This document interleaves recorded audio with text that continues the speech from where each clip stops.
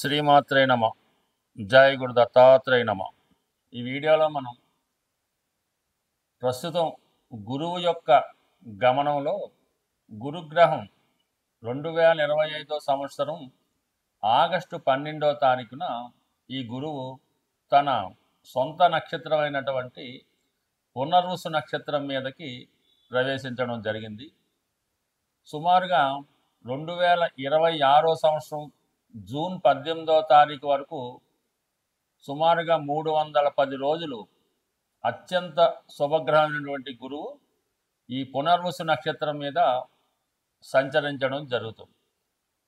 ఈ సంచరించడంలో నవంబర్ 12వ తారీఖు నుంచి అంటే 2025 నవంబర్ 12 నుంచి 11వ తారీఖు మార్చి 2026 వరకు కూడా గురుగ్రహం వక్రగమనం పొందడం జరుగుతూ ఉంటుంది.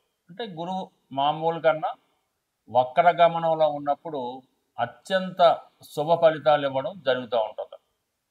సో మళ్ళా మనకి ఇదే గురువు అక్టోబర్ 18వ తారీఖు నుంచి డిసెంబర్ 5వ తారీఖు వరకు అంటే ఇంతంతా 2025 సంవత్సరం అక్టోబర్ 18 నుంచి డిసెంబర్ 5 వరకు కూడా గురువు కర్కాటక రాశిలో సంచరించడం జరుగుతూ ఉంటుంది. అంటే అక్టోబర్ 18న కర్కాటకంలో ప్రవేశించిన గురువు నవంబర్ 12వ తారీఖున వక్రగమనం పొంది తిరిగి మళ్ళా మిథున రాశిలోకి ప్రవేశించడం జరుగుతుంది.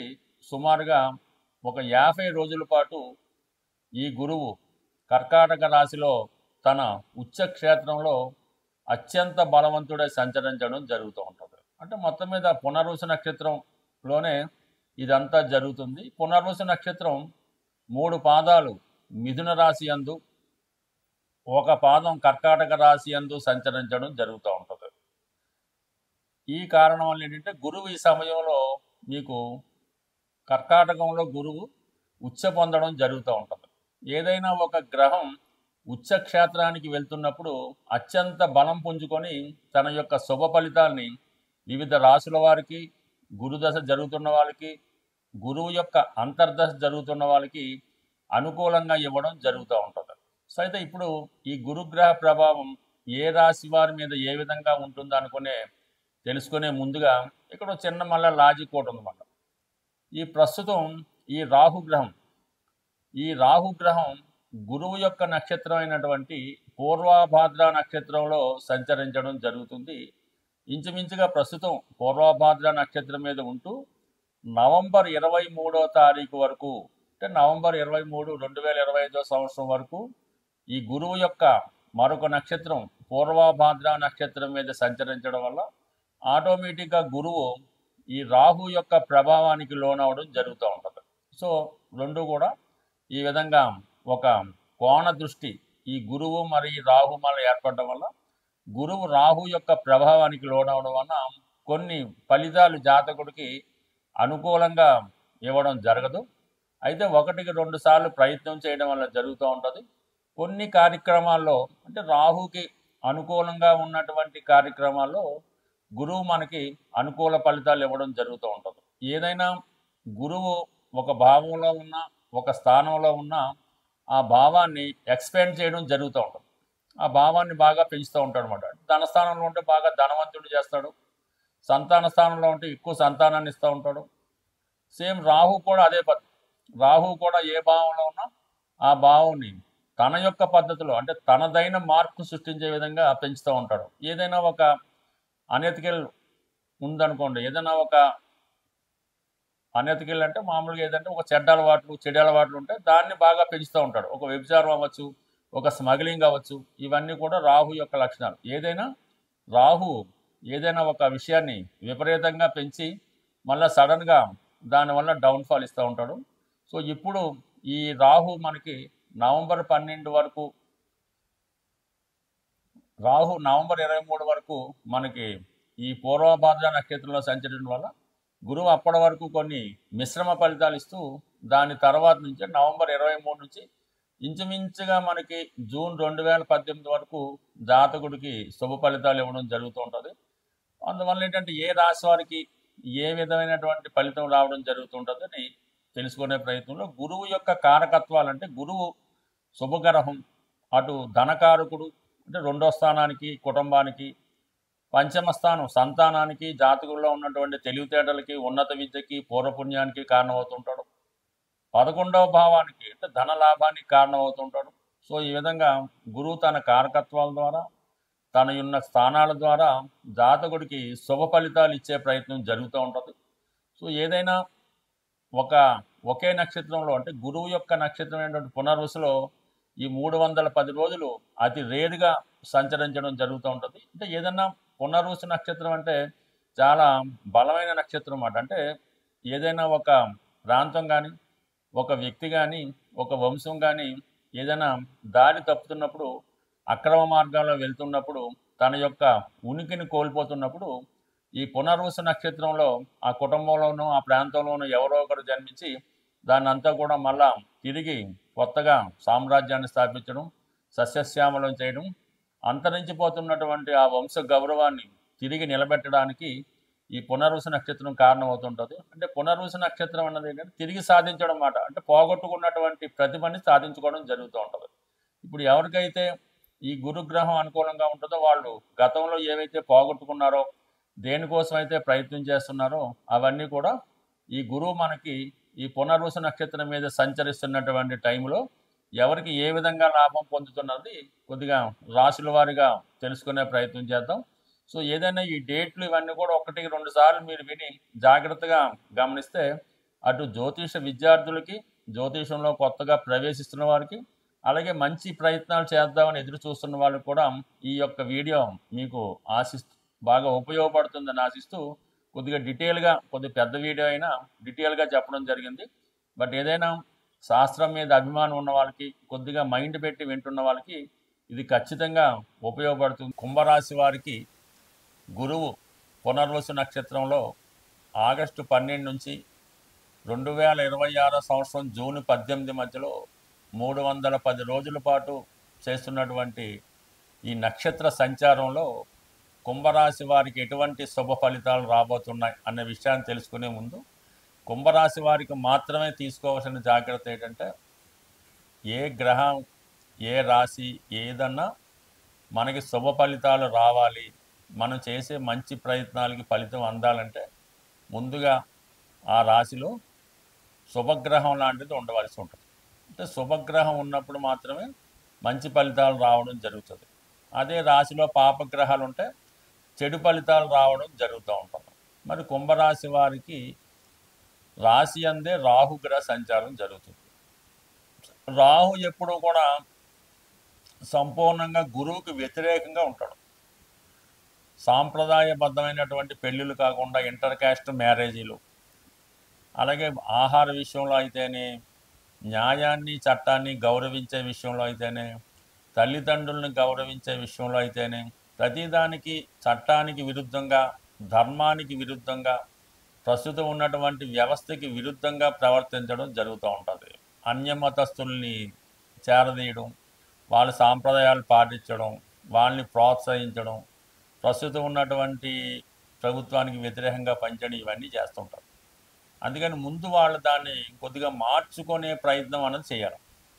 వాళ్ళు మార్చుకుంటేనే ఇప్పుడు గురువు ఇచ్చే ఫలితాలు ఈ రాశి వారికి అందడం జరుగుతుంది. లేని పక్షంలో ఒక విధమైనటువంటి గురుచండాల యోగం యాక్టివేట్ అయి జాతకుడు ఇంకా కొంతవరకు ఇబ్బంది పడే సూచనలు ఉన్నాయి. కాబట్టి ముందుగా ఈ కుంభరాశి వారికి గురువిచ్చే మంచి ఫలితాలు పొందాలంటే వారిని వారు సంస్కరించుకొని, మనం ఏ వ్యవస్థలో ఉన్నామో ఆ వ్యవస్థని గౌరవించి అక్కడ ధర్మాన్ని పాటిస్తే ఆటోమేటిక్గా మంచి జరుగుతుంది, గుర్తింపు వస్తుంది, దైవ సంకల్పం, దైవ అనుభూతి, దైవ అనుగ్రహం కూడా కలుగుతూ ఉంటాయి. సో ఇది ముందు పాటిస్తే మరి గురువు ఇప్పుడు 5వ స్థానంలో సొంత నక్షత్రం మీద మారడం వల్ల కంప్లీట్గా ప్యూర్ ఫలితాలు ఇవ్వడం జరుగుతుంది అన్నమాట. అంటే ఇంక వేరే గ్రామ సంబంధం లేకుండా డైరెక్ట్గా, అంటే మధ్యలో పూజలు గట్ట లేకుండా డైరెక్ట్గా మీకు దైవం వరం ఇచ్చినట్టు ఉందన్నమాట.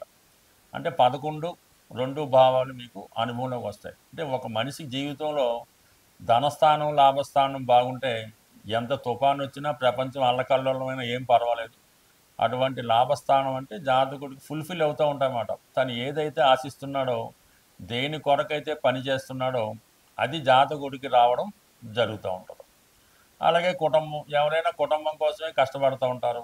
ఆ కుటుంబంలో ఉన్నటువంటి పెండింగ్ పనులు ఏవైనా ఉంటాయి, పెళ్ళిళ్ళు జరుగుతాయి, కుటుంబ ఆదాయం పెరుగుతుంది, బంధువులు కలుసుకుంటారు, దూర బంధువులు వస్తూ ఉంటారు, మీ వాక్కుకి విలువ పెరుగుతూ ఉంటుంది, సాంప్రదాయంగా గౌరవం పెరుగుతూ ఉంటుంది. ఇవన్నీ కూడా ఈ రెండు భావాలు యాక్టివేట్ అవ్వడంతో ఇంచుమించుగా మీకు ఈ సమస్యలు, చాలా సమస్యల నుంచి బయటపడతారు. అంటే గతంలో కూడా గురువు మీకు 5వ స్థానంలో ఉన్నప్పటికి కూడా అప్పుడు వేరు వేరు నక్షత్రాలు ఉండడం వల్ల ఈ ఫలితాలు మీకు రాలేదు.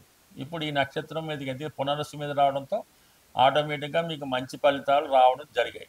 ఇంకా దాని తర్వాత ఏంటంటే మీకు ఇదంతా కూడా అక్టోబర్ 18 లోపు చాలా వరకు ఈ సమస్యల నుంచి బయటపడితే అక్టోబర్ 18 నుంచి డిసెంబర్ 5 మధ్యలో మళ్ళీ మీకు కొద్దిగా గురువు 6వ స్థానంలోకి వస్తాడు. అంటే ధనాధిపతి 6వ స్థానంలోకి వచ్చినప్పుడు ఉద్యోగంలో ప్రమోషన్ రావడం, మంచి ఉద్యోగ అవకాశాలు రావడం, ఇంటర్వ్యూల్లో నెగ్గడం, పోటీ పరీక్షల్లో విజయం సాధించడం, శత్రువులు మిత్రులుగా మారడం, ఆరోగ్యం బాగుపడే ప్రయత్నం చేయడం జరుగుతుంది. అంటే 6లో ఉన్నటువంటి గురువు 12 వీక్షిస్తుంటాడు, రుణాల నుంచి బయటపడతారు. అలాగే చాలా వరకు మంచి కార్యక్రమాలకి ధనం ఖర్చు పెడతారు, ఆగిపోయినటువంటి విద్య తిరిగి ప్రారంభం అవుతూ ఉంటుంది. సో ఇవన్నీ కూడా మీకు మరి డిసెంబరు 5 మధ్యలో ఒక 50 రోజుల పాటు కొన్ని అనుకోని సక్సెస్లు, విజయాలు రావడం జరుగుతూ ఉంటుంది. తిరిగి మళ్ళా గురువు మారడంతో అంటే ఓవరాల్గా ఈ గురువు యొక్క ఫలితాలు మీకు సంపూర్ణంగా పొందాలంటే కుంభరాశి వారు ఖచ్చితంగా వారి యొక్క రాహు, అంటే జాతకంలో ఉన్న ప్రస్తుతం రాశిలో ఉన్నటువంటి రాహుని అంటే పరిహారం చేయడం, అంటే పరిహారం కాదు, రాహు ఇచ్చే నెగిటివ్ ఆలోచనలు, నెగిటివ్ సమస్యల నుంచి బయటపడి మీరు క్లియర్గా సంపూర్ణంగా దైవాన్ని ఆకర్షిస్తే, అంటే దైవం వచ్చే ఫలితాలు సిద్ధంగా ఉండాలంటే మీరు కొన్ని నియమాలు పాటించవలసి ఉంటుంది. ఆ నియమాలు పాటిస్తే ఆటోమేటిక్గా మీ జీవితం క్షణాల్లో చేంజ్ అవుతుంది. బట్ ఏదైనా మీ చేతుల్లోనే ఉంది. అంటే రాహుని తగ్గించుకుంటే గురువు మంచి ఫలితాలు ఇస్తాడు. గురుగ్రహ అనుగ్రహం సంపాదించాలంటే మరి సాధారణంగా ఈ రాబోయే ఆశ్వీజ మాసం, ఈ కార్తీక మాసం, కొన్ని పండగలు వస్తుంటాయి కదా, కార్తీక మాసంలో ఎస్పెషల్లీ మీరు ఏదైనా ఒక శివమాల ధరించిన, వెంకటేశ్వర స్వామికి సంబంధించినటువంటి మాల ధరించిన, లేదంటే రేపు దసరాలో అమ్మవారికి సంబంధించిన సంకల్పం తీసుకొని మాల ధరించిన, లేదు అయ్యప్ప స్వామి దీక్ష తీసుకున్న, ఏదో ఒక దీక్ష మీరు, అది 40 రోజులు, అర్ధమండలమో, 8 రోజులు, మీ యొక్క